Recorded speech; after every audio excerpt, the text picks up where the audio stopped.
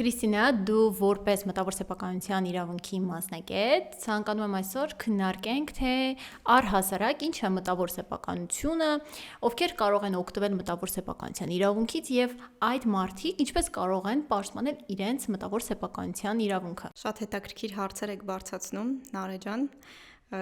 Շատ ուրախ եմ, որ այսօր խոսենք այս թեմայով մտավոր սեփականության մասին։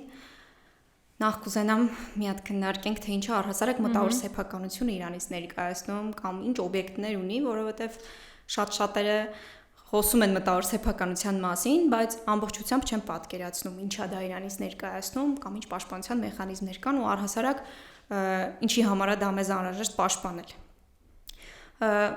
Եթե ըստ քաղաքացիական օրենսգրքի եւ ներպետական օրենսդրության նայենք, մտավոր սեփականության օբյեկտները շատ սահմանափակ նշված են, բայց նաև ըստ քաղաքացիական օրենսգրքի չի սահմանափակվում նաև այլ օբյեկտների նախատեսումը։ Դրանցից են օրինակ որոնք են այդ օբյեկտները մարդկանց, իսկ ամենաշատը մարդիկ ուզում են դա իմանալ։ Մի քանի օրինակ թվարկեմ, ամենաճանաչվածը, կարելի ասել կամ բոլորին շատ հայտնին, դա հեղինակային եւ հարակից իրավունքներն են, մի օբյեկտը, մյուսը դրանք գյուտերն են, հաջորդը կարող ենք խոսել ապրանքային նշանների մասին, աշխարհագրական նշումները, ինտեգրալ միկրոսխեմաները, տոպոլոգիաները, որոնք որ Հայաստանում այդքան զարգացած չի այդ ոլորտը, դրա համար շատ դեպքերում մարդիկ չգիտեն դա ինչ է, արդյոք դա մտավոր սեփականության իրավունքի օբյեկտ է, թե օբյեկտ չի։ Այո, հիմնականում դե տարածված են գյուտերը, հեղինակային իրավունքները, ապրանքային նշանները։ Այստեղ մի հատ բայց նշում անեմ, որ ըստ օրենսգրքի եւ մեր ըստ օրենսդրության ֆիրմային անվանումները, ապրանքային նշանները եւ աշխարհագրական նշումները դրանք համարվում են անհատականացման միջոցներ, այսինքն այսպիսի մի տարանջատում ունենք հետաքրքիր, որի մասին նաև էլի կարևոր է խոսելը։ Այսինքն անհատականացման միջոցներ, մարդիկ դրանով անհատականացնում են, տվյալ օբյեկտը, տվյալ թեկուզ ապրանքային նշանը վերցնենք, եթե ֆիրմային անվանումն է օգտագործում, այդպես մարդիկ կարող են անհատականացնել, որ դա պատկանում է ինչ-որ կազմակերպությանը։ Այո, կարող եմ ասել, որ շատ ճիշտ նշեցիր, բայց մի հատ այսպիսի նկատառում անեմ, կարևոր է, որ օգտագործվող ապրանքային նշանը եւ աշխարհագրական նշումը լինեն կոնկրետ ծառայության կամ ապրանքի նկատմամբ, որտեվ այդ մասով ավելի լայն ներկայացնենք, որ մարդիկ հասկանան, որտեվ մարդիկ կան, երևի օգտագործում են, բայց չեն իմանում, որ դա հենց ապրանքային նշանի մասով է։ Ես կառաջարկեմ մի հատ գնանք առհասարակ մտավոր սեփականության տենց ակունքները, որպեսզի հասկանանք առհասարակ ումա պետք է ոլորտը սեփականության ձևը, կարելի ասել։ Շատ դարեր առաջ, երբ որ մարդիկ ստեղծագործում էին, չկար պաշտպանության մեխանիզմներ, պետությունները չունեին սահմանած ընթացակարգեր դրա պաշտպանության ուղղված, դե պարզ է, որ մարդը, որ ստեղծագործում է ու իր ստեղծագործության արդյունքը, հենց այդ օբյեկտը, որ պաշտպանության ենթակա է այսօր, այդ օբյեկտը պետք է ինչ-որ մի կերպ մեխանիզմ ունենար, որպեսզի պաշտպանվեր, այսինքն եթե չլիներ դա, ապա ես կարող եի օրինակ մի գիրք գրել, ինչ-որ մի ստեղծագործություն գրել, դու հանգիստ վերցնում ես, օգտագործում ես։ Եվ այդ պարագայում հարց է առաջանում, ես որպես ստեղծագործող առհասարակ ինչի պիտի ստեղծագործեմ, իմ ամբողջ կյանքը նվիրեմ թեկուզ գյուտարարական գործունեությանը, որը որ մարդկության զարգացման համար ամենայն կարևոր կետերից մեկն է հանդիսանում։ Եթե ինձ դրանից ոչ մի բան չի հասնելու, ոչ մի շահ չունեմ ես դրանում։ Այսինքն ստացվում է մի ամբողջ կյանք ես կարող աշխատեմ մի գաղափարի շուրջ, մի հատ հայտնագործություն անելու շուրջ, որը ի վերջո մարդիկ կարող են հանգիստ վերցնել օգտագործել ու ես դրանից ոչ մի բան չեմ շահում։ Ու չիմանան թե ով է առհասարակ առաջինը ստեղծել դա։ Ու ստեղ մի հատ sense հարց է առաջանում, դե ստեղծագործողն էլ կասի ես ինչի եմ կիսվում իմ ստեղծագործությամբ, եթե մարդիկ վերցնել են հանգիստ օգտագործել են ոչ իմ մասին, ոչ մեկ կխոսա, ոչ կվկայակոչեն իմ անունը, որ դա ես եմ այդ հայտնագործությունը արել, ոչ էլ ինչ-որ կերպ գոնե հոնորար չեմ ստանա ես։ Այդ պարագայում արդեն ինչ-որ խնդիր էր առաջանում, հանրային շահի հետ խնդիր ունենք մենք այստեղ, որովհետև մտավոր սեփականության օբյեկտները եւ առհասարակ մտավոր գործունեությունը դա մարդկության զարգացման գործոնն է հանդիսանում։ Այս դեպքում դե պետք էր, որ արդեն պետությունը սահմանի խաղի կանոնները։ Այսինքն պետությունները ասացին, որ շատ լավ է դուք ստեղծագործողներ, գյուտարարներ, հեղինակներ եւ այլ ստեղծագործողներ, իսկ օգտագործողներն էլ արդեն իհարկե կարող են վերցնել, օգտագործել գիրքը, կարդալ, կիսվել այլ մարդկանց հետ տարբեր ձևերով,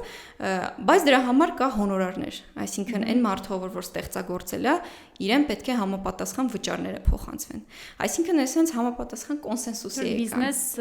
գործունեություն են իրականացնում։ Հա, իրականում ստացվեց, որ win-win ինչ որ իրավիճակ է, որ ստեղծագործողը գոհ է, օգտագործողը օգտվողը է այդ ստեղծագործության արդյունքից եւս գոհ է։ Այսինքն ինքը այս տեսանկյունից շատ կարևոր է։ Հիմա մենք ունենք շատ բիզնեսներ, որ հենց իր էությունը, հենց մտավոր գործունեությունն է հանդիսանում։ Էլ չեմ ասում արտադրական process-ները եւ այլն, որ բխում է արդեն այդ օբյեկտներից, օրինակ ամենապարզը կարող ենք նայել դեղագործական կազմակերպությունները, որոնք որ օրինակ գյուտարարությամբ են զբաղվում, մի նոր դեղամիջոց են ստեղծում, հա, այսինքն այդ լաբորատորիաները, որոնք որ աշխատում են, ստեղծում են ինչ-որ մի հատ նյութ, որ ունակա բուժելու այս կամ այն հիվանդությունը կամ առողջական խնդիրը, այսինքն ինքը հանրային առողջության պահպանման եւ կանխարգելման տեսանկյունից էական դերակատարում ունի եւ եթե չլինեին դեղագործական կազմակերպությունները, բնականաբար շատ էպիդեմիաներ, որ մենք դարերի ընթացքում ունեցել ենք ու մարդկությունը անցել է, միգուցե հնարավոր չլիներ գոյատևել։ Եվ այս պարագայում բնականաբար պետք էր պաշտպանել եւ ստեղծագործողի եւ բիզնեսի շահերը, հնարավորություն ընձեռելով այդ երաշխիքներով նաեւ մրցակցել շուկայում։ Այդ ամենը պետք է պաշտպանված լինի, որ եթե պաշտպանված չի, այսինքն չգիտեմ, գրանցում չի ստացել,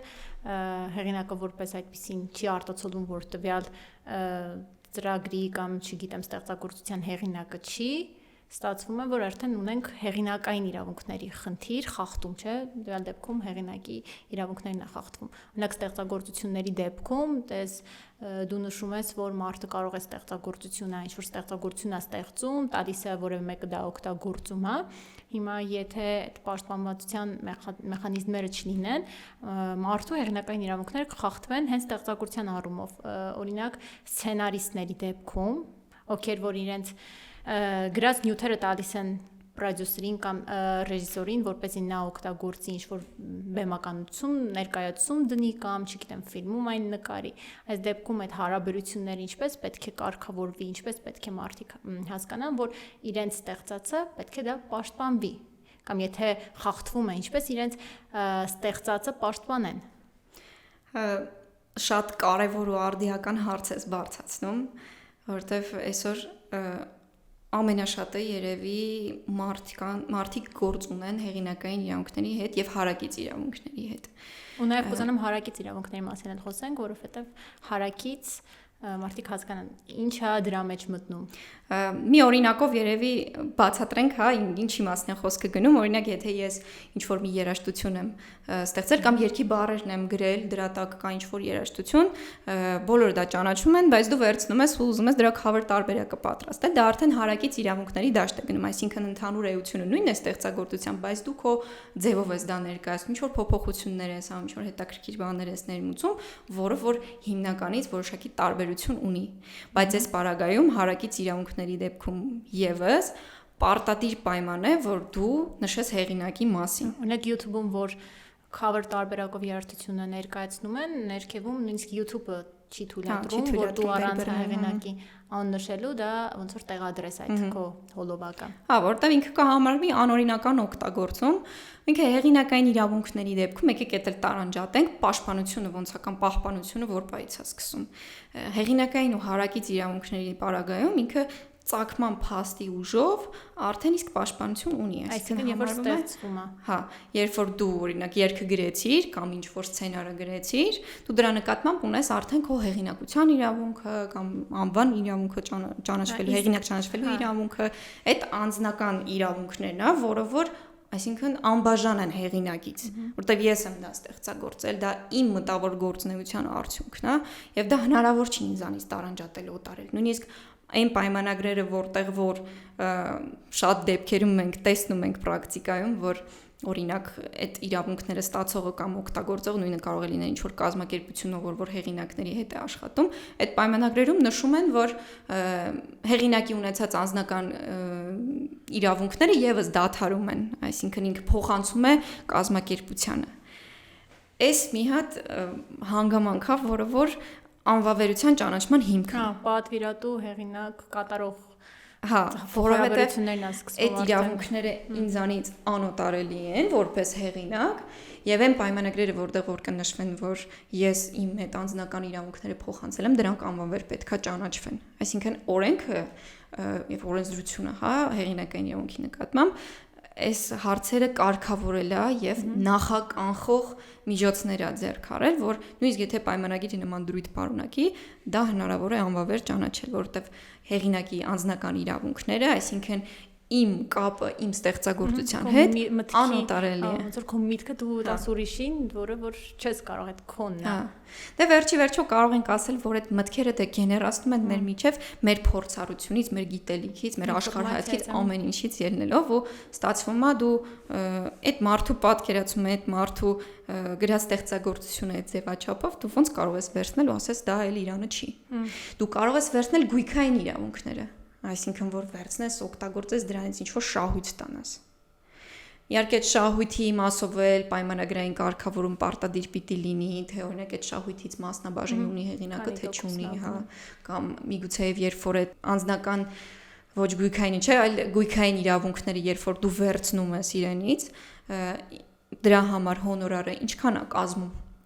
Միանվագա լինում, թե ինչ որ սիստեմատիկ ձևով է վճարումներ արվում։ Բայց վերադառնալով նորից մեր քննարկմանը, հեղինակային իրավունքները ծագման փաստի ուժով են գոյություն ունենում։ Այսինքն ես ստեղծեցի, всё, ինքը արդեն իր նկատմամբ ես ունեմ հեղինակային իրավունքներ, բայց այդ իրավունքները կարող ես վիճարկել դու, երբ որ վեճի առարկա դառնա։ Օրինակ պատկերացնենք մի իրավիճակ, ես ասում եմ, այս ստեղծագործությունը ես եմ ստեղծել, դու ասում ես, չէ, ես ավելի շուտ եմ ստեղծել, բայց չէի հրապարակել, չգիտեմ ոնց է հայտնվել քո ձեռքում եւ այլն, ու եթե դու ինչ որ տեղ ունես պահած վաղորոք ստեղծման մասին փաստ, հա, ամսաթիվ ինչ որ մի ձև, դա կարող է վեճի առարկայում շատ կարևոր հանգամանք հանդիսանալ, որտեղ դու ցույց ես տալիս, որ դու ավելի շուտ ես ստեղծել այդ ստեղծագործությունը, քանի հրապարակային չի եղել, մարդիկ դրա մասին չեն իմացել, դու դա թաքուն ես պահել։ Օրինակ հեղինակայինի պարագայում էլ ինքը պարտադիր չի, որ հրապարակված լինի ստեղծագործությունը, օրինակ գաղափարների դեպքում, չէ, գաղափարը գալիս է։ Դե նայեք, այդ գաղափարը մի հատ ուրիշ հարց է, հա։ Այդ գաղափարին կանրադառնանք, բայց այստեղ որ խոսում ենք հրապարակային ու ոչ հրապարակային լինելու մասով, պետք է իմանալ, որ նույնիսկ եթե ես չեմ հրապարակել, դա չի նշանակում, որ ես այդ ստեղծագործության նկատմամբ իրավունքներ չունեմ։ Իսկ գաղափարի մասով շատ մարդիկ օրինակ գալիս են մեզ դիմում են, ինձ հարցնում են, ասում են, այ օրինակ ես sense մի հատ գաղափար ունեի, ուզում եմ դրա նկատմամբ հեղինակային իրավունքներս պաշտպանել։ Ու շատ sense ոնց որ մի քիչ ավելի խնդրահարույց օրինակ էլ բերեմ, շատ է լինում, երբ որ աշխատանքային իրավահարաբերությունները դադարեցվում են գործատուի եւ աշխատողի միջև, շատ աշխատողներ կան, որտեղ գալիս են ասում են, ոնց ես այդքան գաղափարներ եմ տվել իրենց բիզնեսը զարգացնելու համար, հա, հիմա ես չեմ կարա պահանջեմ, որ այդ գաղափարների օգտագործման արդյունքում իրենց ստացված գումարը, հա, շահույթը, եկամուտները կիսվեն ինձ հետ։ Ասեմ, որ ոչ։ Ինչի, որովհետեւ գաղափարները, մտքերը, խաղի կանոնները, մի քանի այլ էլի սահմանված օբյեկտներ կան, որոնց նկատմամբ չի տարածվում հեղինակային իրավունքները։ Այստեղ շատ կարևոր է այս հանգամանքը իմանալ, որովհետև դե ստացվում է, որ եթե դու տրամաբանությունը ինչու՞մն է, որ եթե դու մտավոր գործունեություն ես իրականացրել, ես էլ դու էլ կարող ենք իրականացնել այդ մտավոր գործունեությունը։ Եվ դրա արդյունքում գեներացված գաղափարները ու մտքերը ոչ իմն է, ոչ քոնն է։ Քանի դեռ ինքը օրինակ ստեղծագործություն չի դարել, փաստացի ինչ որ օբյեկտի տեսք չունի։ Օդի մեջ է մնում, ինքը առարկայական որևէ ոնց որ շոշափելի բան չի ստանում։ Դրա համար ինքը ըստ օրենքի հեղինակային եւ հարակից իրավունքների օբյեկտները պետք է ունենան օբյեկտիվ ձև։ Այսինքն ինչ որ մի ձև պիտի արտահայտված լինեն, ինչ կարող վերացական լինել։ Այ ասենք իմ մտքում այտենց բան կար, այն որ ասում են, այ դե ես էլ էի այդ մտածում, այտենց ժողովրդական խոսույթ ունենք, չէ՞, ասում են, այ դա իմ մտքին էլ կար, կամ ասում են, այ դե ես էլ էի այդ մտածում, բայց դա հնարավոր չի ապացուցել։ Գողացել է միտքս, Դե հնարավոր չի դա ապացուցել ու իրավական հենք ինքը չունի։ Այս հեղինակայինի մասով Բայց մնացած մյուս օբյեկտները, մտավոր սեփականության օբյեկտները, դրանք պաշտպանության այլ մեխանիզմ ունեն։ Մասնավորապես, դե հեղինակայինն էլ կարող ենք իպա հանձնել եւ տեղեկանք ստանալ, օրինակ, որ այսինչ անձը բերել է ներկայացրել այսինչ ստեղծագործություն, այսինչ օրը որ ֆիքսվի, ու տեղեկանք հա տենց տրամադրվում։ Իսկ գյուտի, օրինակ, դեպքում կամ եթե դիտարկենք անհատականացման միջոցները, ապրանքային նշանները կամ աշխարհագրական նշումները, իրենք առանձին փորձաքննության առարկա են։ Մենք ունենք պետական մարմին, էկոնոմիկայի նախարարության մտավոր սեփականության գրասենյակը, որը որ լիազորված է իրականացնելու համապատասխան գրանցումները։ Եվ եթե մարդ ասում է, որ դե ես գյուտ ունեմ արած, այդ գյուտի նկատմամբ, որպեսզի ինքը իրավունք ձեռք բերի ու իրեն հայտարարի, որ ինքը իրավատեր է, ձեռք բերի արտոնագիր ու արգելի այլ անձանց օգտագործել այդ գյուտը, այդ դեպքում ինքը պետք է համապատասխան ընթացակարգով գնա դիմի նախարարություն, ասի ես ինչ գյուտն եմ արել, եկեք փորձաքննություն արեք, ասեք ինձ համապատասխանում է թե չէ, եթե գրասենյակը գտնի, որ ինքը օրենքին համապատասխանում է, արտոնագրերի մասին օրենքին մասնավորապես, այդ դեպքում նոր կշնորհվի իրեն արտոնագիր, որ ինքը կարողանա օրինակ օգտագործել, իրեն ճանաչել որպես իրավատեր ու կարողանա այդ իրավատիրոջ փաստաթղթով արդեն արգելելու երրորդ անձանց օգտագործել իր գյուտը։ Այս մի քիչ ավելի նման է, ես այդ օրինակը շատ հաճախ եմ բերում, ասում եմ պատկերացրեք մի իրավիճակ, որ երբ որ երեխան ծնվում է, որպեսզի երեխան հանդիսանա օրինակ Հայաստանի Հանրապետության քաղաքացի կամ իր մասին անունը, ազգանունը,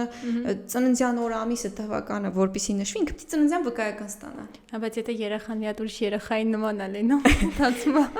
դա օրինակով տենց անալոգիա է։ Այդ դեպքում, եթե քույր ու եղբայր են լինում, անունները այլ են լինում կամ երկուրեք են։ Այսինքն լիարժեքորեն նման չեն լինում, էլի։ Էս էլի կարևոր հանգամանք է, տվյալներն էլ վերջո տարբեր են լինում, հա։ Ես դրա հետ եմ համեմատություն բերում։ Համեմատություն եք արել։ Հա, որտեղ ասում են, դե ինչի համար գրանցենք, օրինակ։ Ինչի համար գրանցեմ, ես այդ պաշտպանությունը ստանամ։ Պատասխանը մեկն է, որտեվ երբ որ դու գնում ես երեխայի համար օրինակ ծննդյան վկայականը ստանում ես, երբ որ ծնունդը ճանաչվում է երեխայի,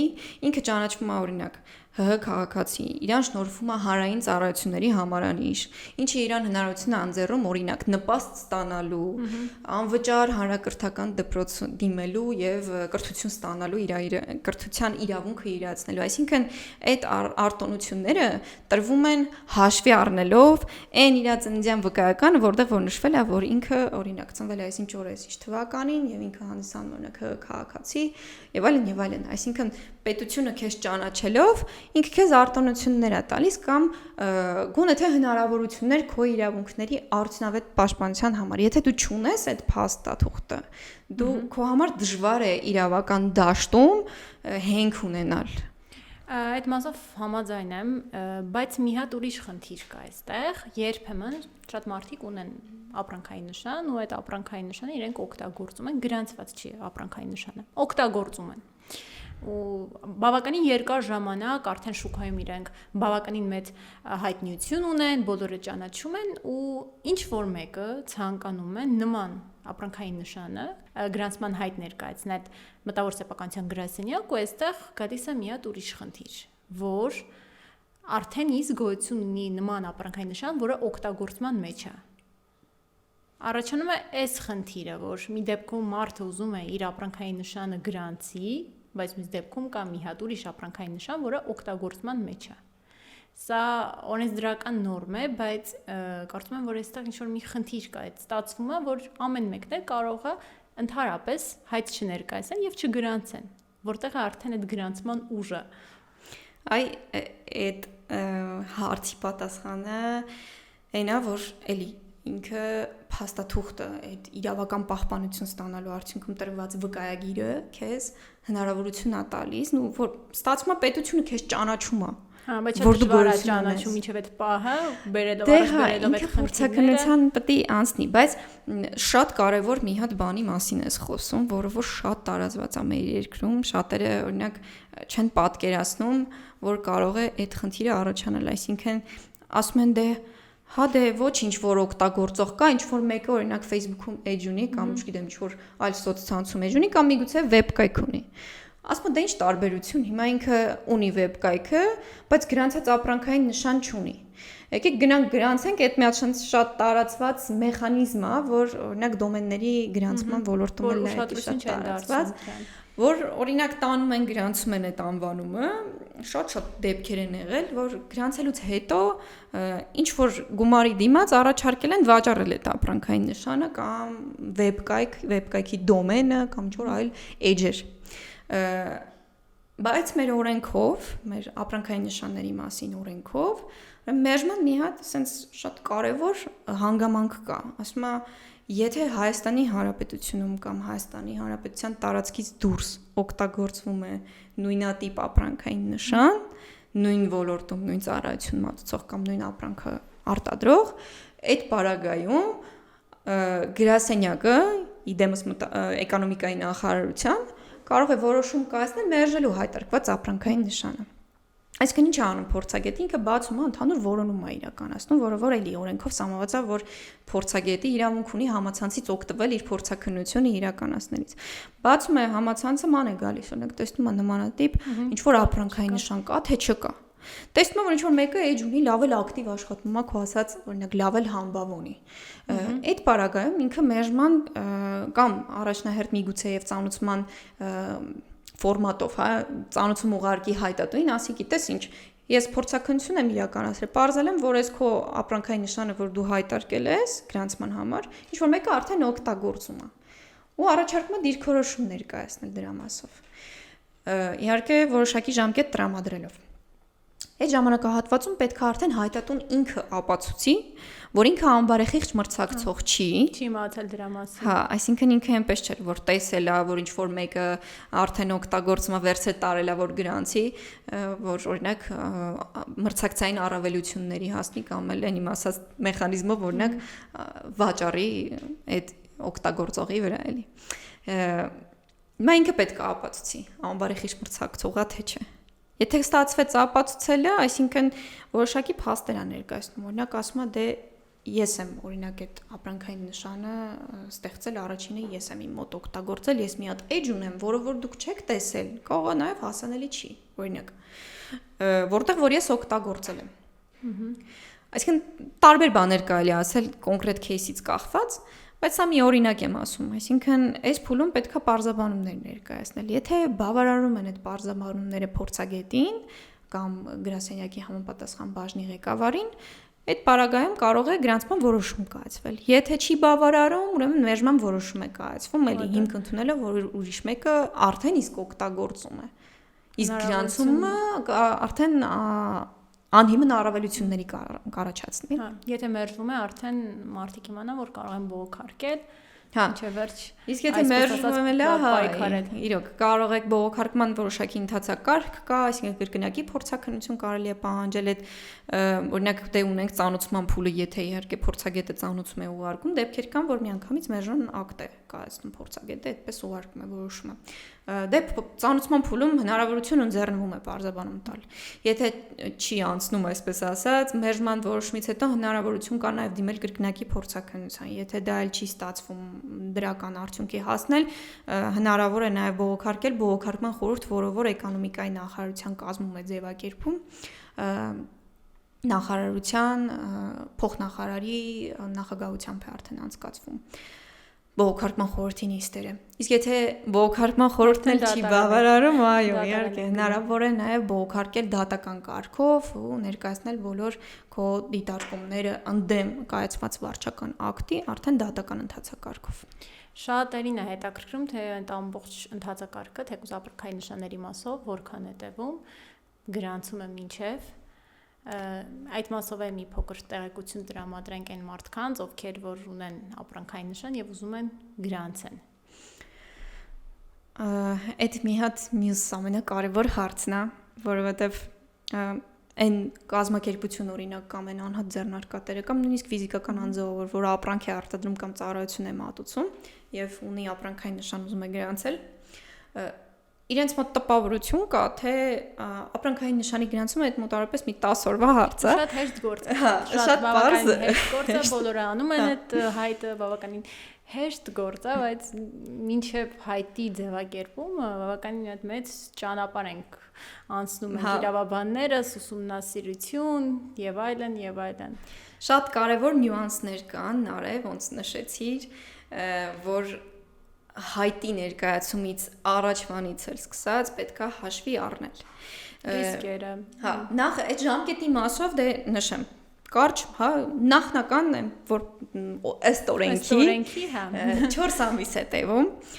4-ից 6 ամիս լավ նորմայում, այսինքն հաշվի առնելով այն հանգամանքը, որ 10 օր նախնական փորձաքննությունն է միջինում տևում, եթե օրինակ հայտը սխալ է ներկայացում, ինչ-որ վրիպակներ կան կամ թերություններ ունի, այդ պարագայում գրասենյակը կարող է ծանուցել այդ վրիպակները, թերությունները կամ սխալները շտկելու առաջարկով, տալով 2 ամիս ժամանակ։ Այսինքն, ստեղ էլի այդ հնարավորությունը կա, եթե հայտը սխալ է ներկայացվել 2 ամսով հետաձգվում է, այսինքն այն իմ ասած 4-ից 6 ամիսը կարա մի քիչ ավելի երկար տևի, հա։ Ենթադրենք լավ, ամենապարզ ժամկետները, հա, 10 օր նախնական փորձաքննությունն է, որից հետո եթե ամեն ինչ նորմալ է լինում, գրասենյակը որոշում է կայացնում արդեն հրապարակման եւ ըստ էության փորձաքննության անցկացման մասին, որը որ տևում է ընդհանուր 3 ամիս, որից 2 ամիսը հրապարակման համար է։ Այդ հրապարակումը ինչ է իրենց ենթադրում, դրա մասին էլ խոսենք։ Իդեպ այդ ինչու է այդքան շատ երկար ժամկետ։ Հա, այդ հրապարակումը իդեպ նախորդ հարցիդ հետ էր կապված, որ հարցնում ես հայտա ներկայացվել, հա, բայց ուրիշ մեկը իրականում օգտագործում էր։ Ուրեմն մեր օրենքով, ինքը բոլոր երկրներում կա այդ ընթացակարգը, առարկություն ներկայացնելու հնարավորությունն է, որը որ տրվում է երրորդ անձանց, այսինքն վարույթի կողմ չհանդիսացող յուրաքանչյուր շահագրգիռ կողմ։ Այդ 2 ամսվա ընթացքում, երբ որ հրապարակվում է արդյունաբերական սեփականություն տեղեկագրում, ամիսը 2 անգամ մտավոր սեփականության գրասենյակը հրապարակում է հայտերի մասին, այսինքն ներկայացված գյուտերի մասին, ապրանքային նշանների մասին, աշխարհագրական նշումների մասին եւ այլ որոշակի տեղեկատվություն։ Այդ տեղեկագրով, օրինակ դու եթե օգտագործող ես եւ ունես ինչ-որ ապրանքային նշան, որ քո ասած տարբերակով երկար տարիներ օգտագործում ես ու դու հետևում ես օրինակ այդ տեղեկագրին, դու տեսնում ես, որ ես ինչ-որ մի հատ հայտ եմ տվել, որը որ նույնն է ինչ որ քոնը կամ էլ շատ նման է ինչ որ քոնը։ Կներես այստեղ բայց մի հատ բան էլ ասեմ, մեր մշակույթում այդքան զարգացած չի մտնել այդ տեղեկագիրը ուսումնասիրել։ Շատ ճիշտ ես ասում։ Կազմակերպությունները կամ ֆիզիկական անձինք ունենան իրենց իրավաբանները, ովքեր որ մասնագիտացված կնեն այս ոլորտում, մտնեն եւ ամեն ամիս ուսումնասիրությունը կատարեն, որովհետեւ մեծամասնությունը դրա մասին ընդհանրապես տեղյակ չի, որ կարող են նման իրավունքից օգտվել։ Շատ ճիշտ ես ասում, շատ ճիշտ նկատառում է։ Այտենց դեպքերում կամ եթե կազմակերպության մասին ենք խոսում, դե ֆիզանձը հաստատ չի անելու, եթե անձնական հետաքրքրություն ուղղակի չունի, էլի։ Իսկ եթե խոսքը գնում է բիզնեսի մասին, կամ բիզնեսը պետք է ունենա ինչ-որ մի հատ մարդ, որ ում աշխատանքային գործառույթներից մեկը ուշադիր լինեն այդ մասով։ Հիմնականում կարող է լինի օրինակ մարքեթինգային բաժնի մասնագետներից օրինակ մեկը, որ աշխատանքային գործառույթներից մեկը կլինի, նստել այդ ժուրնալը նայել ամիսը 2 անգամ 300-ների մեջ ժուրնալն է։ Դե չգիտեմ ինչքանով է դա հնարավոր, որ գործատուն նման պարտականություն նախատեսի, որոշ դեպքերում նախատեսում են, որոշ դեպքերում էլ չէ, կամ դիմել արդեն համապատասխան կազմակերպություններին ոլորտում մասնագիտացած, օրինակ մեր կազմակերպությունում մեր բոլոր հաճախորդները ում ապրանքային նշանները մենք արդեն գրանցել ենք կամ մենք արդեն ճանաչում ենք այդ մյուս մեր գործընկերոջը, դա մենք ամիսը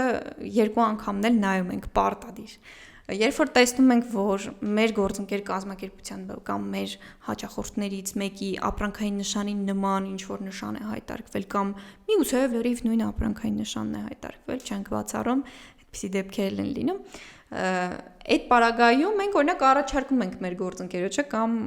հաճախորդին, ասում ենք, գիտես ինչ, սենց մի հատ հայտ են ներկայացրել։ Եթե ցանկություն է լինում, արդեն առարկություն է ներկայացվում։ Այսինքն այդ 2 ամսվա ընթացքում երրորդ անձին հնարավորություն են ստանում առարկություն ներկայացնելու։ Այս մի դեպքն է, երբ որ օրինակ ես շահագրգիռ կողմ եմ հանդիսանում։ Այդ պարագայում ես առարկություն եմ ներկայացնում, բայց օրինակ եթե մարդ է, որ ուղղակի հետաքրքրված է այս ոլորտով, զուտ ինչ որ ֆիզիկական անձ է եւ գտնում է որ օրինակ հայտարարված ապրանքային նշաններից ինչ որ մեկը բացարձակապես չի համապատասխանում օրինակ ապրանքային նշանների մասին օրենքի օրինակ 8-րդ հոդվածին, որը որ սահմանում է թե որն է համարվում ապրանքային նշան կամ որը կարող է գրանցվել որպես ապրանքային նշան, այսինքն բացառիկ մերժման հիմքերի արկայության դեպքում ինքը կարող է դիտողություն ներկայացնել իր կողմից։ Այսինքն յուրաքանչյուր ֆիզիկական անձ, նույնիսկ այս պարագայում պետությունը ասում է ես պետական տուրք չեմ սահմանում։ Եթե ես որպես շահագրգիռ կողմ կազմակերպությունը, որ գտնում է որ նույնանման ապրանքային նշան է հայտարարվել, ես պետք եմ վճարում առարկության ներկայացման համար, բայց դու որպես ֆիզիկական անձ, որ նայելա տեսել է որ ինչ որ չի համապատասխանում, այդ դեպքում դու պետական տուրք չես վճարում։ Դու քո դիտողությունը ներկայացնում ես այդ մարմնին, էլի։ Սենց մի հատ հետաքրքիր առանձնահատկություն էլ ունենք, որ եթե մեր դիտողների մեջ կամ հետևորդների մեջ մարդիկ կան, ովքեր որ հետաքրքրված են, իհարկե կարող են դիտողություններ գրել, ուղարկել, օրինակ այդ ժուրնալը տեղեկագիրը հասանելի է բաց մտավոր սեփականության գրասենյակի վեբկայքում եւ իհարկե կարելի է այդ տեղեկագրին հետևել եւ եթե մասնագիտական ինչ-որ հետաքրքրություն կա, օրինակ նմանատիպ դիտողություններ ուղարկել։ Իսկ այդ 3 ամսվա ընթացքում արդեն 2 ամիս + 1 ամիս էլի, այսինքն փորձագետը նաեւ իր փորձաքննությունը պետք է անի, դա անվանվում է ըստ էության փորձաքննություն։ Սա նշանակում է, որ եթե նախնական փորձաքննության ընթացքում ինքը փորձագետը ստուգում է հայտի ձևական պահանջների պահպանությունը, այսինքն օրինակ անվանումը ճիշտ է լրացվել թե ոչ, կամ միջազգային դասակարգիչը նշված է թե ոչ, եթե նշված է ճիշտ է շարադրված թե ոչ։ Կամ եթե լիազորված անձի կողմից է ներկայացվել, լիազորագիրը կցված է, պետական տուրքը վճարված է։ Այդ բոլոր պայմանները իհարկե կառավարության որոշմամբ են սահմանված, թե օրինակ հայտը ոնց պետք է լրացվի։ Շատ-շատերի համար այդ շատ պարզ ու հեշտ է թվում, մինչև դու չես նայում կառավարության որոշումը, որ կարդում ես ու հասկանում ես, որ ոչ մի բան չես հասկացել։ Հետո հասկանում ես, թե օրինակ որ կետը ոնց պետք է լրացնել, օրինակ ներկայացուցիչ տվյալները որ դեպքում պետք է լրացնել կամ ինչ ձևաչափով պետք է օրինակ լրացնել, էլի կամ որ դեպքում է լրացվում, կամ նույն ապրանքային նշանի նկարագիրը ոնց է տրվում։ Այդ ամբողջը օրինակ մանրամասն նշված է, թվում է թե ինչ կա, որ օրինակ ապրանքային նշանն է նայում ես, նկարագիրը կողքը գրում ես, բայց ես ունեցել եմ դիմորդներ, ովքեր որ խորհրդատվության համար դիմել են, իհարկե այդ մարդկանց տրամադրվել է համապատասխան խորհրդատվությունը առանց վարույթին մեջ ներգրավվելու, այն մասով, որ ասում են դե քանի անգամ հայտը տալիս ենք, հետ են վերադարձնում, ասում եք սխալ եք լրացրել, ինչն է սխալ, ու նայում ես իրականում տենց մի քանի ամիս ձգվել է գործը, որովհետև օրինակ ինքը նկարագիրը ճիշտ չի լրացրել։ Իսկ այդ ճիշտը որոշվում է կառավարության որոշմամբ։ Կառավարության որոշումով երբ որ դու նայում ես, ամեն ինչը տեղն է ընկնում, այսինքն այն նյուանսներն է, որը որ պարտադիր պետք է իմանալ։ Դրա համար ապրանքային նշանի գրանցման գործընթացը ոչ թե հայտ ներկայացնելուց է սկսում, այլ մինչև այդ։ Երբ որ դու սկսում ես տվյալները հավաքագրել կամ երբ որ դու մի հատ նայում ես, տեսնում ես արդյոք այս ապրանքային նշան ինչ որ մեկը օգտագործում է թե ոչ։ Շատ կարևոր է նաև այն կազմակերպությունների համար, ովքեր որ բիզնես գործունեությամբ են զբաղվում, կան կազմակերպություններ, ովքեր որ ունեն ապրանքային նշաններ, որով որ չի գրանցվել, այդ մասով եմ ուզում մի հատ ոնց որ քննարկենք, հասկանանք կազմակերպությունները արդյոք պետք է ուշադրություն դարձնեն, ունենան գրանցված ապրանքային նշան թե ոչ, կամ դա ինչ հետևանքներ կառաջացնի իրենց բիզնես գործունեության վրա։ Շատ կարևոր հարց է տալիս, միշտ խորհուրդ եմ տալիս կազմակերպություններին ունենալ մտավոր սեփականության օբյեկտների կառավարման ռազմավարություն։ Այդ մասով քննարկենք։ Հա, նույնիսկ կանոնակարգի տեսքով դա կարող է լինել, բայց ինքը մի քանի բլոկներ պիտի ունենա կազմակերպությունում։ Առաջին հերթին այդ հենց ինքը կազմակերպությունն է, այսինքն ինքը ունի օրինակ ապրանքային նշան, որով որ մարդիկ տարանջատում են նույն ոլորտում ծառայություն մատուցող իրապես կազմակերպություններին իրարից։ Այսինքն նախ ինքը իր մասին պետք է մտածի, իր համբավի, իր ճանաչելիության, թե իրան ոնց է մարդիկ տեսնում։ Հա, իր իմիջն է, էլի նաև կարելի ասել, հա։ Նախ իր ապրանքային նշանի մասին պետք է մտածի։ Երկրորդ, եթե օրինակ արտադրություն է ու ինքը ունի հետաքրքիր ինչ-որ փաթեթավորման ձև կամ այդ փաթեթավորումը ունի ինչ-որ ֆունկցիոնալ նշանակություն, Կամ ինչ-որ դիզայներական լուծումները իր մեջ պարունակում։ Մենք ունենք օրինակ Հայաստանում շատ արտադրողներ կան կամ նույնիսկ ծառայություն մատուցողներ կան սննդի ոլորտում, որ իրանք այնց հետաքրքիր փաթեթավորումներ, նույնիսկ առաքման տուփեր, տոպրակներ ունեն, որ դրանով տարբերվում են։ Հա, ինքը համ ֆունկցիոնալ նշանակություն ունի, համ էլ դիզայնն էլ է ինքը տարբերվում։ Այդ տեսանկյունից ինքը էլի այդ կազմակերպությունը արդեն պետքա նաև մտածի արդյունաբերական դիզայն գրանցելու մասը, այսինքն ապրանքային նշանի զատ ունենք ստեղ երկրորդ օբյեկտը, արդյունաբերական դիզայնը։ Դե չեմ խոսում ֆիրմային անվանման մասին, որը որ անհատականացման միջոց է էլի հանդիսանում, որ ինքը պետքա արդեն իրավաբանական անձանց պետական ռեգիստրում գնա գրանցի։ Այսինքն այս փուլերը երբ որ անցնում է, հաջորդը պետքա լինի բնականաբար աշխատակիցների հետ իր հարաբերությունները, պայմանագրային հարաբերությունները։ Երբ որ կնքում ենք աշխատանքային պայմանագրեր կամ ծառայությունների մատուցման պայմանագրեր, շատ կարևոր է ուշադրություն դարձնել մտավոր սեփականության օբյեկտների պաշտպանությանը։ Շատ գործեր են ունեցել, որ բիզնեսի ներկայացուցիչը գալիս ասում է, դե մենք աշխատող ունենք, որ այսինչ կարևոր տեղում էր աշխատում, որ ստեղծել է այսինչ կամ այնինչ օբյեկտը մտավոր սեփականության, հա, այդ կարա լինի սցենար, այդ կարա լինի ապրանքային նշան, այդ կարա լինի դիզայնը թեկուզ ցանկացած բան, սեփականության ցանկացած օբյեկտ, նույնիսկ կոդը, օրինակ վեբկայքի կոդն ա գրել ծրագրավորողների դեպքում, հա, application-ները եւ այլն, որ ավելի տենց որ լուրջ հարց է էլի հանդիսանում։ Այս մարդիկ աշխատել են այդ ծառայությունը մատուցել են, երբ որ աշխատող են հանդիսացել, հա, աշխատանքը կատարել են, ու ինչ որ մի օր այդ աշխատողը դուրս է գալիս աշխատանքից, որոշում է, որ ինքը կարա օգտագործի այդ նույն app-ը իր բիզնես գործունեության մեջ։ Մտածելով, որ ես եմ վերջը դա ստեղծել։ Հա, ասում է, դե ես եմ հեղինակել, ես եմ ստեղծել։ Ինչ կա որ շատ դեպքերում նույնիսկ երբ որ աշխատակիցը դուրս է գալիս, գնում է օրինակ մրցակից կազմակերպություն, բնականաբար այդ ամբողջ բազան ինքը իր հետ տանում է։ Այստեղ լուրջ խնդիր ունենք։ Հա, այսինքն դու ոչ միայն ունենում ես մարդկային ռեսուրսի արտահոսք, այլ դրա հետ մեկտեղ դու ունենում ես քո բիզնեսի էության հետ կապ ունեցող օբյեկտի արտահոսք։ Եթե դու օրինակ մի քանի միլիոն գումար ես ներդրել կոնկրետ ինչ-որ հավելվածի ստեղծման վրա կամ քանի տարի դու աշխատել ես հենց ֆինանսականն էլ մի կողմ, քանի տարի դու աշխատել ես ու, չգիտեմ, մտածել ես քո այդ պրոդուկտի առաջխաղացման մասին,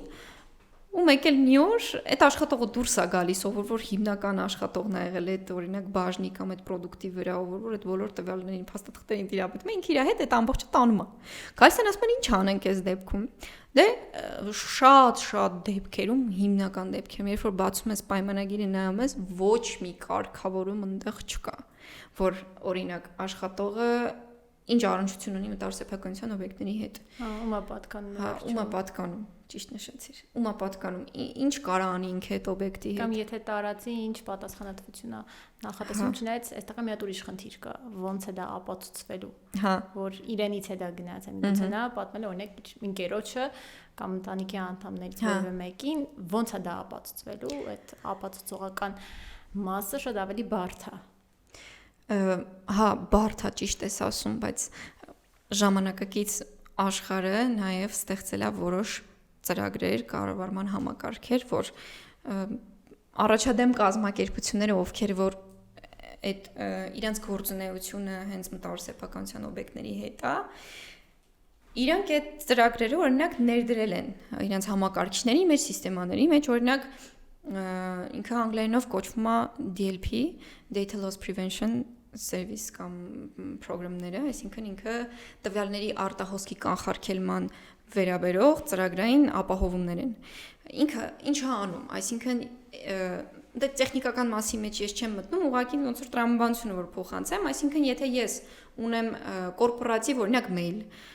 կորպորատիվ ցանց կա սերվերներ կա մեր կազմակերպությունում աշխատող, եթե ես կազմակերպությանը վերաբերող փաստաթուղթ կամ տվյալ փորձեմ ուղարկել կազմակերպությունից դուրս մեյլի կամ ինչ-որ այլ տեղ, ինքը արգելափակում է։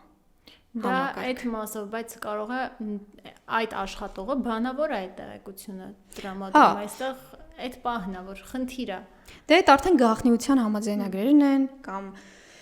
այն որ ասում էին մրցակից ընկերության մոտ է գնում իմպլեմենտացնում այդ բոլորի իր կոդերը եւ այլն, այդ բոլորը արդեն NC-NDA-ներն են, այսինքն non-competition եւ non-disclosure agreement-ներն են, այսինքն չբացահայտման եւ գաղտնիության համաձայնագրերը, ինչպես նաեւ հակամրցակցային համաձայնագրերը։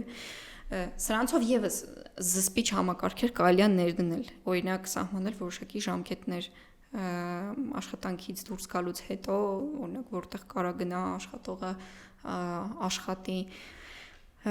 կառուցակարգերը կան, ու երբ որ դու նայում ես պայմանագիրը, տեսնում ես, որ ոչ մի կարգավորում չկա, ոչ մտավոր սեփականության օբյեկտների մասով, ոչ գաղտնիության մասով, տեխնիկական առումով էլ չեմ ասում, որ չունեն ոչ մի ներդրված համակարգ, նույնիսկ այն ամենատարական բանը, որ, չգիտեմ, աշխատակիցը զբաղվում է կամ գործ է ունենում այնպիսի նյութերի հետ, որոնք որ գաղտնի են, բայց իր համակարգիչը օրինակ կոդ չունի։ Իսկ ցանկացած ոգով որ գործի գրասենյակ կարա բացի իր համակարգիչը անվտանգության տեսանկյունից Էդ էլ մի հատ ուրիշ խնդիր է, որ օրինակ էլի պայմանագրով պետք է առհասարակ կարգավորված լինի, եթե դու գաղտնիություն սկզբունքը սահմանում ես, պետք է նաև սահմանես, որ ինքը որպես աշխատող, դե իհարկե որոշ տեղերում համապատասխան դասընթացներ են անցնում աշխատակիցները, որ ինչպես է պետք առհասարակ այդ սարքավորումների հետ աշխատել, որ երբ որ դու այդ ամենատարական կիբերանվտանգության տեսանկյունից եւս օրինակ այն միջոցներն է, որ պիտի ձեռնարկվի, այսինքն դու սենյակից դուրս եկար, պետք է օրինակ կոդ լինի համակարգչի վրա։ Այդ էլի պայմանագրով կարգավորող դրույթ է, որը որ մենք տեսնում ենք չկա։ Ու այս դեպքում մարդը, որը ասում է, «Բա ես հիմա ինչ անեմ», դե ինչ պետք է անել։ Պետք է հարմարվել այդ իրավիճակի հետ ու իհարկե վերանայել պայմանագրերը։ Պետք է վերանայել։ Այս շատ կարևոր հանգամանք է, որտեվ երբ որ դու աշխատում ես այդ ռազմավարության մեջ, պետք է աշխատակիցների հետ կնքվող պայմանագրերում հստակ կարգավորված լինի գաղտնիություն, մտավոր սեփականության օբյեկտներ եւ նաեւ այդ անվտանգության բոլոր նկատառումները հաշվի առնելով։ Այդ մասով իսկ ռազմավարությունից կարծում եմ երևի այսքանը կարամ նշեմ, դե որոշակի սպეციფიկ բաներ կան, որ էլի կոնկրետ կազմակերպությունների դեպքում խորհուրդ է տվում պահպանել, նույն օրինակ հեղինակային իրավունքների տեսանկյունից դե էլի կախված է կոնկրետ կազմակերպությունը ինչով է զբաղվում։ Օրինակ եթե ինքը ծրագրավորման կազմակերպություն է, իսկ կոդը հանդիսանում է, կոդ գրելը հանդիսանում է հեղինակային իրավունքի օբյեկտ, այդ դեպքում արդեն իր մոտ պետքա լինեն արմատացած հեղինակային իրավունքի օբյեկտների պաշտպանության հետ կապված կանոնակարգերը։ Մենք հիմա օրինակ այն ժամանակաշրջանում ենք ապրում, որտեղ որ սոցիալական ցանցերը մեր առօրյայի հիմնական մասն է, մեծամասնությունը հենց այդ կայքերում իր ստեղծագործությունները, այսպես ասած, հրապարակում են։ Օրինակ, նկարում է որևէ նկար ու դա տեղադրում է, կամ ինչ-որ գրություն է գրում։ Սրանք եւս կարող ենք համարել հեղինակային իրավունքի օբյեկտներ ու շատ դեպքերում մարդիկ ասում են. ես նմանատիպ ինչ-որ արտահայտություն արեցի, որևէ մեկը վերցրեց, գուղացավ կամ իմ լուսանկարը վերցրել են, օգտագործել են։ Կուզենա այս մասով էլ քննարկում ունենենք, որ մարդկանց համար ավելի պարզ լինի եւ իրենք իմանան, թե ինչպես կարող են պաշտպանել իրենց այդ հեղինակային իրավունքները հենց այս ոլորտում։ Այս այն ամենաարդիական թեմաներից է, չէ, որ բոլորս միշտ առնչվում ենք։ Բոլորը միշտ խոսում են դրա մասին, ասում են, դե ես ինտերնետով գրել եմ դրա մասին, ինչ որ մեկը վերցրեց, հիմա ես ինչ կարամ անեմ։ Էլի մի քիչ ակունքները գնանք, եթե դեմ չես ինտերնետի մասով, մասնավորապես։ Դե միգուցե քչերը գիտեն, բայց համացանցը եւս ինքը արդեն առանձին գիտություն է դարձել։ Այսինքն ինչպես որ իրավաբանությունը, իրավունքը, հա, այնց էլ համացանցը արդեն ինքը ունի իր արմատացած սկզբունքները, որ ինքը հետևում է, կան որոշակի կառույցներ, որոնք որ հետևում են համացանցի հասանելիության ապահովմանը կամ եւ այլն, այսինքն այդ սկզբունքների ապահովմանը։ Այստեղ մի հատ sense կարևոր հանգամանք կա։ Այդ սկզբունքներից մեկը հասանելիության Օրինակ կրթության իրավունքի ապահովումն է, այսինքն համացանցի տրամաբանությունը ինչն է, ասում է ես աշխարհի բոլոր մարդկանց պետք է հասանելիություն տրամադրեմ համացանցին, որովհետև ինքը բարիք է հանդիսանում։ Եթե իհարկե չարամտորեն չենք օգտագործում, բնականաբար համացանցը ինքը մարդկության համար բարիք է, երբ որ դու կարողանում ես ցանկացած ինֆորմացիա, օրինակ, փնտրել ու գտնել ավելի արագ, քան որ գրքերից ես ուզում եք ինֆորմացիան։ Այսինքն ինքը ռեսուրս է, որը որ մարդկության համար շատ կարևոր հանգամանք է։ Նույնիսկ մի որոշ ժամանակ առաջ, տարիներ առաջ, երևի 2000-ականների սկզբին քննարկվում էր այն հարցը, արդյոք համացանցը ինքը պետք է համարվի հիմնարար իրավունքներից մեկը, թե ոչ։ Օրինակ դու ինչ կարծիք ես։ Ես կարծում եմ այո, որովհետև քո օրվա մեծ մասը դու այդտեղ ես անցկացնում։ Շատ դեպքերում դու մոռանում ես, որ կա գոյություն իրական կյանք, ու այդտեղ դու քո անձնական, նույնիսկ անձնական տվյալներն ես դու տեղադրում։ Քո ամբողջ կյանքը համացանցում է։ Դա իսկ դա մեծամասնություն եմ ասում, չեմ ասում այն մարդկանց մասով, ովքեր որ գրանցված չեն, համացանցում չունեն իրենց անձնական էջերը։ Ու շատ դեպքերում մարդու իրավունքները հենց սոցիալական ցանցերում է խախտվում։ Անձնական տվյալներից սկսենք, մասնավոր իրավունքից, անձնամխելիության իրավունքից սկսենք, ու շատ այլ իրավունքներ, որոնք որ հենց քո անձի հետ է կապված։ Դու մի հատ շատ կարևոր բան նշեցիր, որի մասին ես խոսում եմ։ Ազատության իրավունքն էլ դու կարողանում ես սոցիալական հարթակում քո ազատությունը, այսպես ասած, օգտվես քո ազատության իրավունքից եւ անես այն, ինչ որ դու ուզում ես անես, եթե դրանով չես խախտում ուրիշի իրավունքները։ Չնայած որ մեր դեպքում շատերը խախտում են ուրիշների իրավունքները։ Նա ցած հետաքրքիր բան ասեմ այդ ասածիդ հետ կապված։ Երբ որ սկսեց քննարկվել են հանգամանք, որ ինքը արդյոք համարվում է հիմնարար իրավունք թե չէ, այդ ժամանակ մի խումբ ուրիշ մարդիկ էլ եկան ասացին չէ, բայց ինչու է ինքը հիմնարար իրավունք։ Ինքը ուղղակի միջոց է։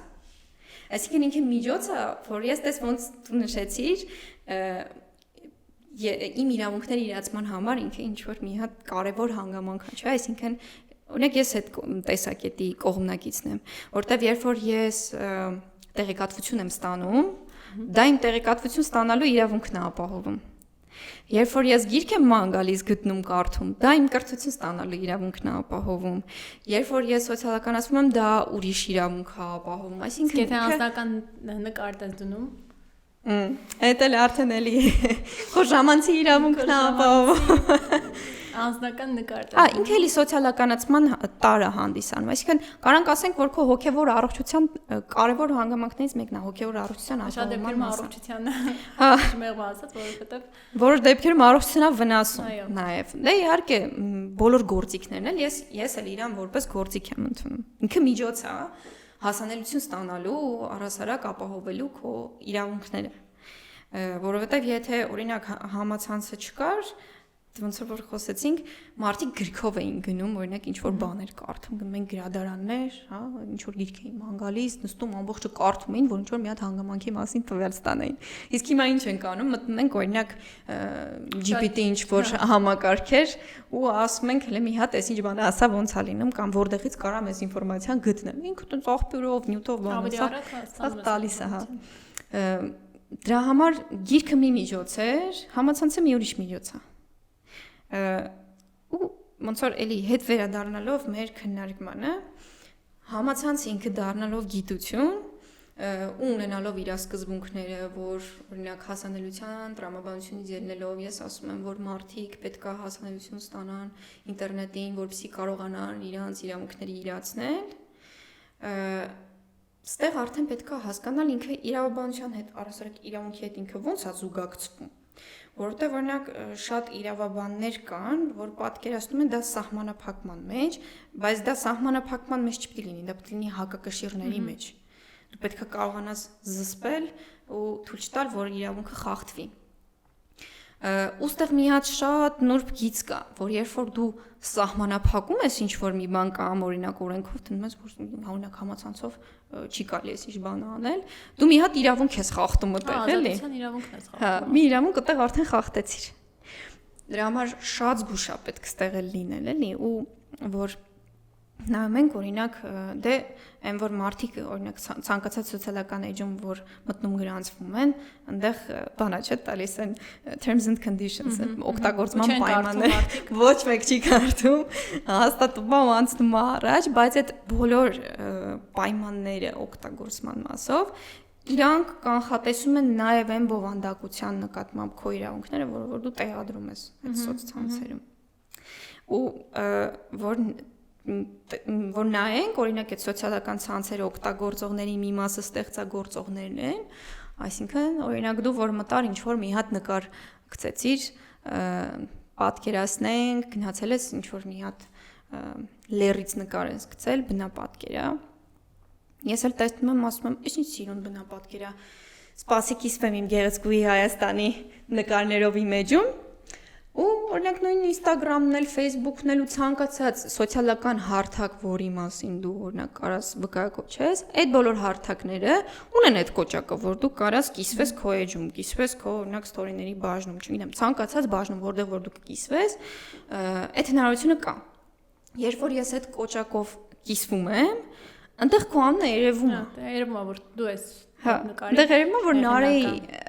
կոնտենտն եմ ես բերել բայց շատ դեպքերում այդպես չեն անում, ուղղակի սկրինշոտ են անում, նկարում են ու տեղադրում են ու նույնիսկ հեղինակը չի իմանում, որ իր նկարած նկարը որևէ մեկը վերցրել եւ օգտագործում է։ Ու կարող է ավելի շատ դիտումներ կամ, չգիտեմ, հավանումներ ունենում, քան այն որ ինքն է արդեն գցել հեղինակը, չէ՞, հա։ Այդ արդեն խախտումների դաշտն է, իհարկե, էլի նորից այդ գալով են գաղափարին, որ ինքը համացանցը ինքը բարիք է, մինչև այն պահը, երբ որ դու չես սկսում իր նպատակներին ու սկզբունքներին հակառակ օգտագործելը, որովհետև միևնույն հաջողությամբ ձեռնարկատիրական գործունեություն իրականացնել եւս լավ բան է, լավ բարիք է եւ օգտակար է եւ բիզնես անողի համար եւ հասարակության սպառողի ու պետության համար, այսինքն երրակում ինքը բարիք է հանդիսանում, ոչ մեկ դրա դեմ ոչ մի բան չունի, չէ՞։ Վերջիվերջո օրինակ հարկերել է Իրանից գեներացում, որ էլի գալիս է հասարակությանը, բայց կեղծ ձեռնարկատիրությունը արդեն ինքը քրեական իրավունքի տեսանկյունից պատասխանատվության ենթակա գործունեություն է հանդիսանում։ Այսինքն էլի համեմատական անցկացնելով էլի քո վերած օրինակի հետ շատերը ասում են դե լավ բան չի ինտերնետը վերցնում են օգտագործում են իմ իրավունքներն խախտում են, բայց ես ուրիշ բան կասեմ։ Այդ խախտումների համար եւս նախատեսված են օրինակ կառուցակարգեր։ Դու կարող ես բողոք գանգատ ներկայացնել արդեն այդ հարթակի սեփականատերին, երբ որ դու այն report-ի կոճակը սխմում ես, հա, բողոքի կոճակը ու այնտեղ որոշակի հարցեր կա, դու գրում ես օրինակ, որ դա իմ բովանդակությունն է, որ օգտագործել է կամ եթե ինչ որ մեկի նկարն է, դու էլի կարաս բողոքես ու գրես, որ ես սա ուրիշ մարդ է, մի հատ էլ հղումը դնես, որ օրինակ իրանց աջակցության կենտրոնը տեսնի, որ դա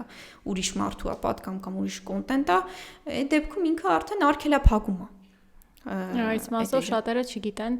իմանան, որ եթե խախտվում է իրենց իրավունքները, այդ կոճակը սեղմեն են եւ վերականգնեն։ Առաջի հերթին, հա, այդ առաջին գործառույթն է, որ պետք է անել։ Այսինքն այդ հնարավորությունները կա, ինչքան էլ ինտերնետը ազատ է, բաց է կամ այդ ցանցերում ով ուզի կարա կիսվի, նույնիսկ օրինակ սկրինշոտ անի գցի կամ օրինակ հարթակներ կան հիմա, որ դրա դեմ հնարավորինս փորձում են պայքարեն։ Նույնիսկ օրինակ վիդեո կոնտենտի օրինակի վրա գնանք, դա եկել է օրինակ ես եթե սխալվում եմ, միգուցե օրինակ այդ ոլորտի մասնագետները թող ասեն, բայց եթե ես ճիշտ եմ ֆիքսել TikTok-ի հայտ գալուց հետո, երբ որ այնտեղ վիդեո կոնտենտ սկսեց հրապարակվել, երբ որ այնտեղի նյութը վերցնում էին, գցում էին ուրիշ էջեր, իրա վրա այդ watermark-ը կար, այսինքն երբ որ օրինակ Նարեի էջից են վերցրել, Նարեի ակաունտի անունը վերեն երևում է։ Ու ինչն է դրա առանձնահատկությունը, որ երբ որ նույնիսկ եթե ես ասեմ, հա դե ոչինչ, կվերցնեմ, օրինակ կկիսեմ, կկտրտեմ վերևից, Նարեի անունը այնտեղից կհանեմ, կդառնա իմ կոնտենտը, գցեմ իմեջում, բայց ինչ, ասենց մի հատ հետաքրքիր գործիք կա։ Նույնիսկ եթե ես վերևից կտրեմ, այդ watermarking տեղափոխվում է, այսինքն մի վարքյան վերևում է, ձախ անկյունում է վերևի։ Հետո տեղափոխվում է ներքև, հետո գնում է մեջտեղ, այսինքն ինքը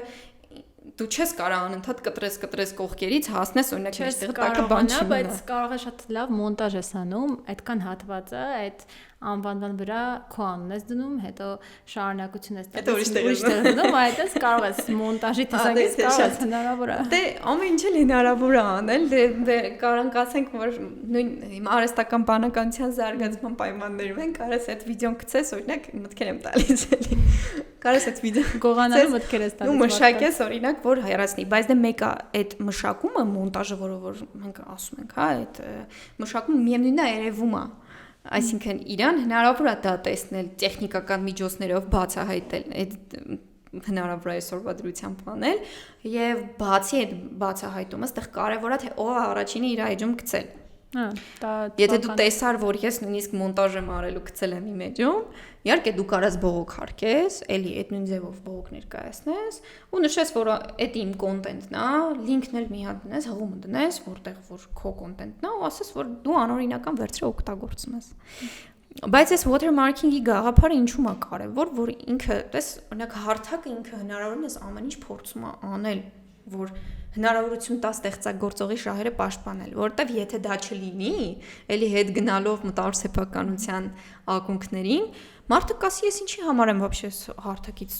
օգտվում, ոնց որ եթե ոչ իմ իրավունքները պաշտպանված են, ես իմ կոնտենտը բովանդակությունը գցում եմ ու ինչ որ մեկը կարա հանգիստ վերցնի օգտագործի, հələ իր մոտ էլ ավելի շատ տարածում ստանա, քանի մոտ ինքը ճանաչում ստանա։ Ինչի համար եմ ես այս հարթակից օգտվում, կփակես դուրս կգաս, չէ՞։ Ու բնականաբար այդ սոցիալական ցանցի իրավատիրոջ համար դա ոչ մի շահավետ process չի։ Իր համար կարևոր է որ իր օգտատերերը լինեն պաշտպանված, այն հնարավորինս լավ փորձառություն ունենան, հա։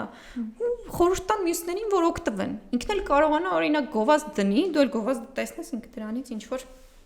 եկամուտներ գեներացնի։ Այսինքն այստեղ այդ համագործակցության փոխշահավետ, հա,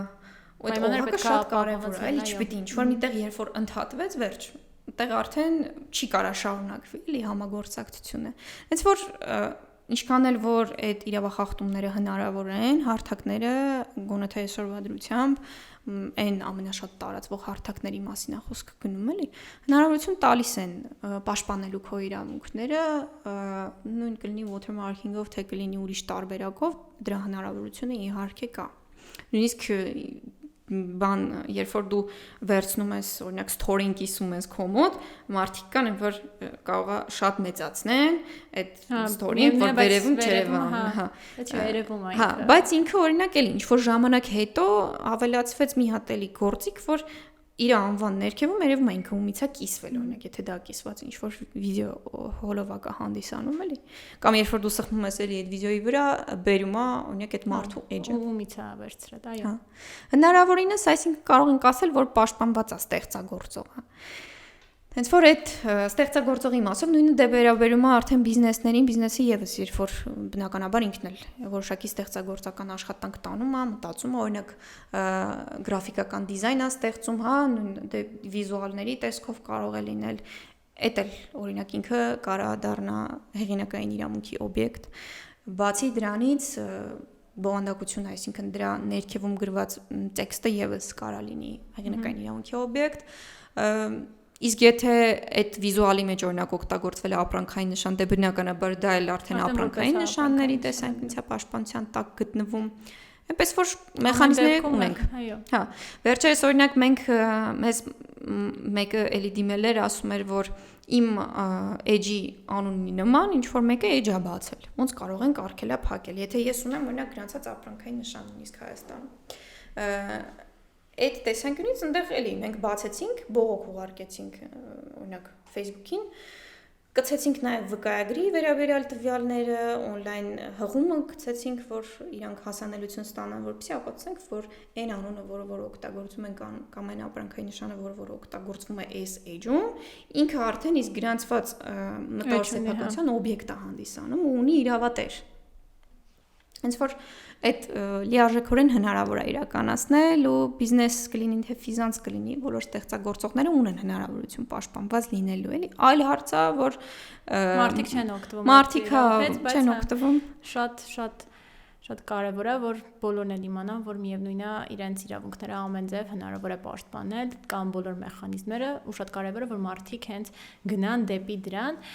Շատ շնորհակալություն քեզ, Քրիստինա, շատ հետաքրքիր քննարկում ունեցանք։ Ուզով եմ բոլորը իրենց